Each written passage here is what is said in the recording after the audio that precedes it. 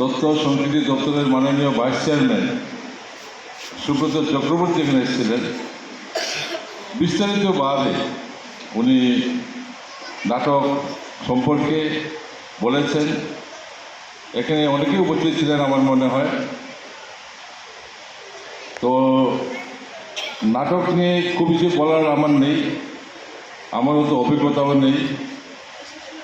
তো আমি একটা কথাই বলবো, বীরেন্দ্র সিনহা যিনি, উনি আমারও একজন শিক্ষাগুরু ছিলেন।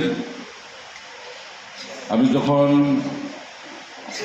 ক্লাস 6-7 পড়তাম খোয়াই বই স্কুলে, তখন থেকে শুনতাম উনি একজন গিটার শিল্পী, গিটার খুব ভালো বাজাতেন।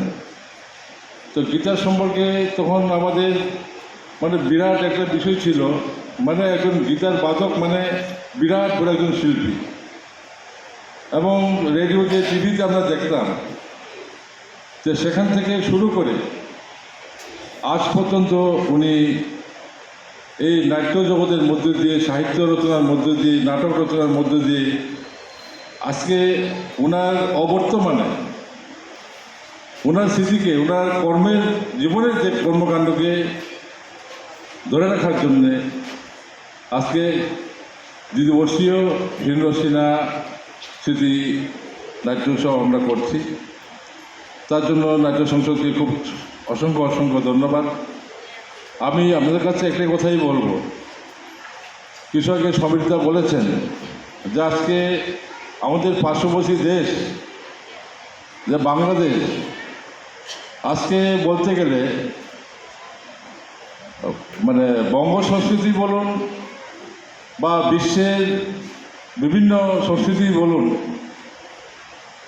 যিনি এই সংস্কৃতির জগতে আমাদের আত্মা, বিশ্বকবি বা কবিগুরু রবীন্দ্রনাথ ঠাকুর, ওরা যে পৈতৃক বাড়ি, সেটাকে পরিকল্পিতভাবে ধ্বংস করার জন্য একটা মৌলবাদী অংশ বা অগ্রবাদী একটা দল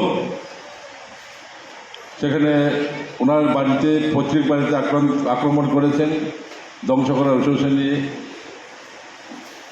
আমরা লক্ষ্য করেছি বেশ কিছুদিন যাবৎ, বিশেষ করে বর্তমান যে কেয়ারটেকার সরকারের যে যিনি প্রধানমন্ত্রী ডক্টর মোহাম্মদ ইউনূস, ওনার নেতৃত্বে যখন সরকার গঠন হলো বাংলাদেশে,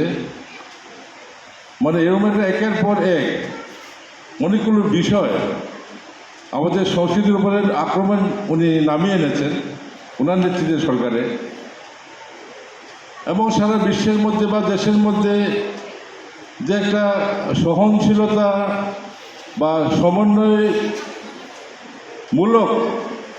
কতগুলো যে প্রতীক ছিল সেই দেশে, সেটাকে এক এক করে বারবার ধ্বংস করে দেওয়ার চেষ্টা করছে।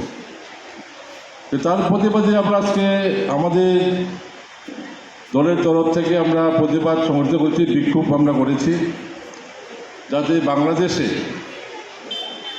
এরকম যদি আর ঘটনা পুনরায় যাতে না হয়, তার জন্য আমরা যেমন ভারত সরকারের প্রতি আমরা আহ্বান রেখেছি, যারা এই বর্বরচিত আক্রমণ করেছে, যারা যে উগ্রবাদ যারা ছিল সেখানে তাদেরকে গ্রেপ্তার করে দৃষ্টান্তমূলক একটা শাস্তি তারা যাতে পায়, এবং এইসব ঘটনার জন্য আবার পুনরায় না ঘটে সেই বাংলাদেশে, সেটার জন্য আমরা ভারত সরকারের কাছেও আমরা আবেদন রেখেছি আজকে।